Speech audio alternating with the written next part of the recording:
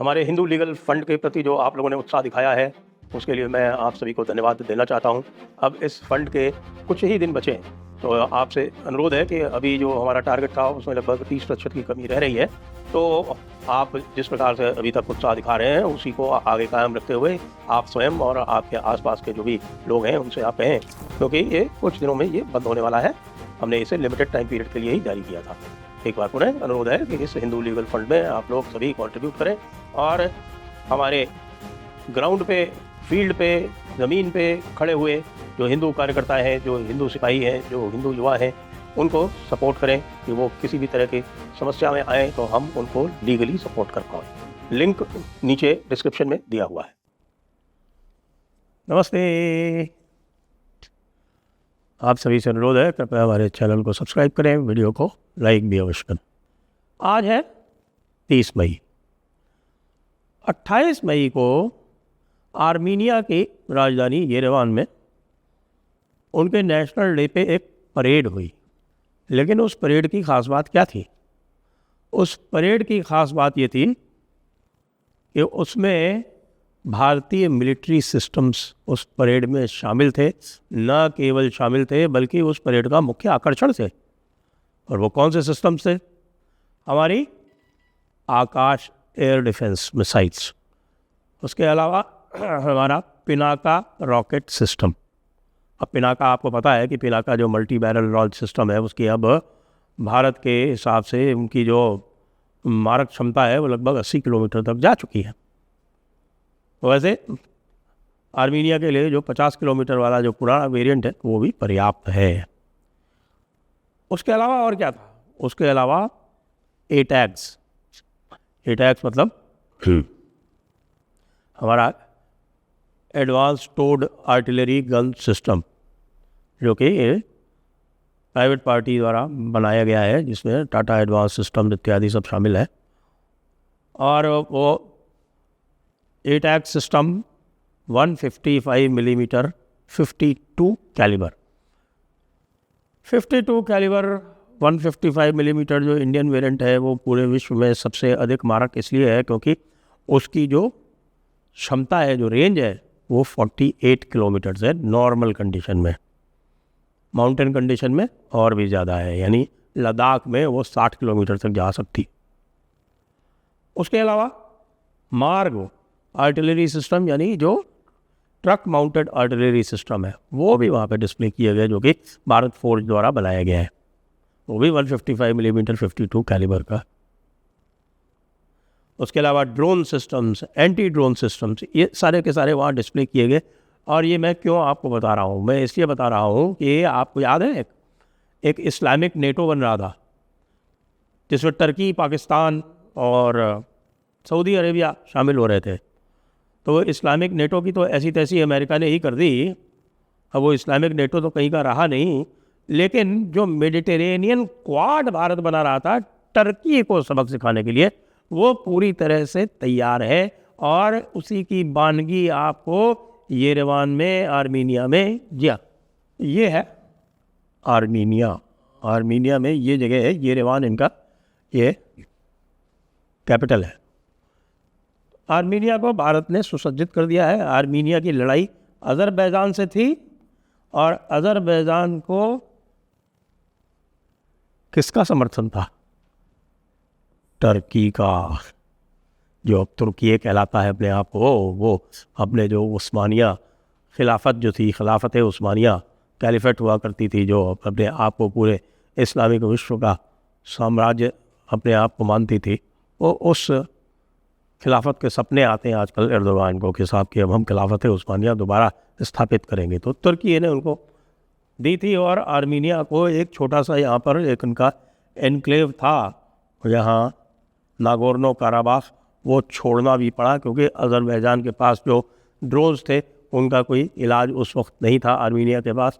फिर आर्मीनिया भारत के पास आया और भारत ने उसको सिस्टम्स दिए, जिसमें ख़ास तौर से आकाश एयर डिफेंस और काउंटर ड्रोन सिस्टम्स भी अब दे दिए गए हैं। काउंटर ड्रोन सिस्टम्स के अलावा जो नए सिस्टम्स हमारे डेवलप हो रहे हैं, ख़ास तौर से जो माइक्रो मिसाइल्स वाला भार्गवास्त्र है, वो भी अब डिप्लॉय हो सकता है आर्मीनिया में। तो टर्की की भाई साहब एक तरफ से यहाँ हिसाब किताब हो गया फ्रॉम द ईस्टर्न साइड। दूसरा जो आईमेक है, आईमेक जानते हैं आप? हाँ, इंडो यूरोपियन, इंडिया से यूरोप का जो एक कॉरिडोर बन रहा है आईमेक, तो वो आईमेक जो है international maritime India to Europe corridor, वो आईमेक जो है वो ग्रीस तक पहुंच गया है। ग्रीस में उसका जो सऊदी अरब से पहले ओमान से और यूएई से लेके उसका एग्ज़िट जो है मेडिटेरियन का वो यहाँ पर है हाइफा, और फिर हाइफा से ये जाएगा एक तो साइप्रस। साइप्रस जो है आपको जानकारी हो कि साइप्रस जो है वो यूरोप के सारे जो देश हैं, क्योंकि वो यूरोपियन यूनियन में है, तो वो यूरोपियन यूनियन का एक एंट्री पॉइंट है। उसके बाद फिर ये आप देख रहे हैं ये यहाँ जो एथेंस के पास में पिरायस, ये पिरायस जो है ये एक पोर्ट है, और ये पिरायस पोर्ट पे ये आईमेक जाएगा, और साथ में यहाँ से इधर से होते हुए ये क्रीटी है, CRETE, क्रीटी बोलते हैं, क्रीटी बोलते हैं, और ये यहाँ से आपके ये त्रिस्त, ये त्रिस्त नाम का ये पोर्ट है इटली का, यहाँ तक ये कनेक्ट करेगा। ये हो गया। प्लस साइप्रस, साइप्रस में जो आर्मीनिया को सिस्टम्स दिए जा रहे हैं, वो साइप्रस को आर्मीनिया में जो सिस्टम दिए जा रहे हैं, उसके अलावा साइप्रस ब्रह्मोस भी चाहता है। साइप्रस में पुराना झगड़ा चल रहा है। साइप्रस का ये जो हिस्सा है ये टर्की ने कब्ज़े कर रखा है, और जो सदर्न साइप्रस है वो साइप्रस वालों के पास है, वो ग्रीस से एफिलिएटेड है। तो यहाँ पर ग्रीस का और तुर्की का पुराना झगड़ा चलता है। खिलाफत उस्मानिया के टाइम पे ग्रीस ने कब्ज़ा कर रखा, तुर्की ने कब्ज़ा कर रखा था ग्रीस पे, और उसके बाद फिर 19वीं सेंचुरी में ग्रीस में रेवोल्यूशन हुआ, तुर्की वालों को भगाया गया। बाद में फर्स्ट वर्ल्ड वॉर के बाद फिर टोटल पॉपुलेशन एक्सचेंज हुआ। बहुत सारे आपके आर्मीनियन क्रिश्चियंस और ग्रीक क्रिश्चियंस जो थे वो रहा करते थे तुर्की में, उनका टोटल पॉपुलेशन एक्सचेंज हुआ। जो ग्रीक क्रिश्चियंस थे और जो मुस्लिम्स थे ग्रीक में, वो सारे के सारे तुर्की में भेजे गए, और तुर्की के सारे ग्रीक क्रिश्चियन वापस ग्रीस में गए, और आर्मीनियन क्रिश्चियंस का तुर्की वालों ने जेनोसाइड दिया। 15 लाख आर्मीनियन क्रिश्चियंस जो थे वो फर्स्ट वर्ल्ड वॉर में मारे गए। 20वीं सेंचुरी का सबसे बड़ा जेनोसाइड है जिसकी कोई बात नहीं करता। भारत अब उसकी बात करना आरंभ कर चुका है। टर्की उसको लेके बहुत उछलता कूदता है, लेकिन ये जो एक बहुत ही निशंस बर्बर एक क्राइम हुई है, एक अपराध हुआ है 20वीं सेंचुरी का सबसे बड़ा जेनोसाइड, 15 लाख लोग मारे गए। उस 15 लाख लोगों को और सारे के सारे क्रिश्चियंस मारे गए।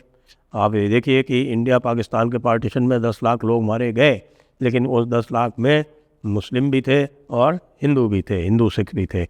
लेकिन यहाँ तो एक्सक्लूसिवली एक तरफा आर्मीनियन क्रिश्चियंस का नरसंहार किया गया। ये फर्स्ट वर्ल्ड वॉर के टाइम पे किया गया था। अब उसकी बातचीत भी करनी भारत ने आरंभ कर दी है। प्लस ये एक स्थान है, ये आप देख रहे हैं, इसका नाम है, यहाँ मैं लिख देता हूँ, एलेक्जेंड्रोपोली।